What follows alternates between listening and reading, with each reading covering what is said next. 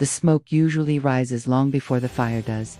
It starts with a taxi driver shouting at another motorist at a traffic light in Johannesburg. A supermarket shelf stands half empty. Someone in a crowded queue mutters that foreigners are taking jobs. Another person complains about electricity cuts while checking the price of bread. Somewhere else, a protest over water quietly blocks a road nobody in government notices.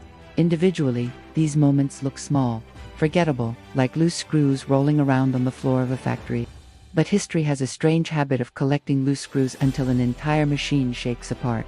South Africa has walked this road before. The July 2021 unrest did not appear out of nowhere like a summer thunderstorm. It brewed slowly in frustrations and empty pockets.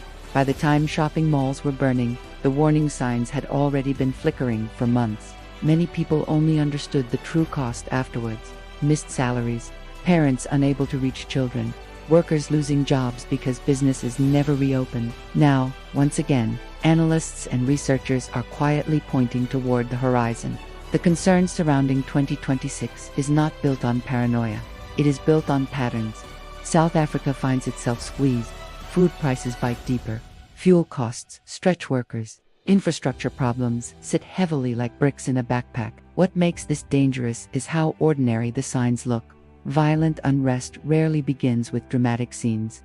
It starts with irritation, then anger, then division. Rumors spread faster than facts. Opportunists climb onto social media like drummers beating war rhythms.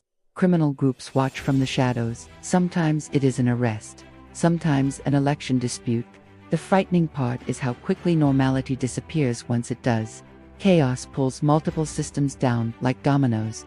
This is why security risk assessments are not documents meant to gather dust inside drawers. Real, independent risk assessments go far deeper than equipment. They examine pressure points, human behavior, and vulnerabilities hiding in plain sight.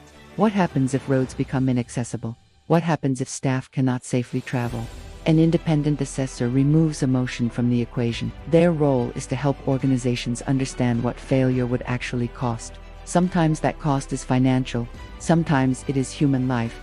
Unrest spreads like spilled oil across a floor. A protest in one area can disrupt logistics in another, hundreds of kilometers away. Preparation happens quietly in meeting rooms and logistics planning. The people who prepare in time are the ones who survive the storm. In times of unrest, the greatest vulnerability is often internal. Fear changes people. And when fear takes control, mistakes multiply quickly. Then, suddenly the country wakes up one morning and asks, how did things get this bad so quickly?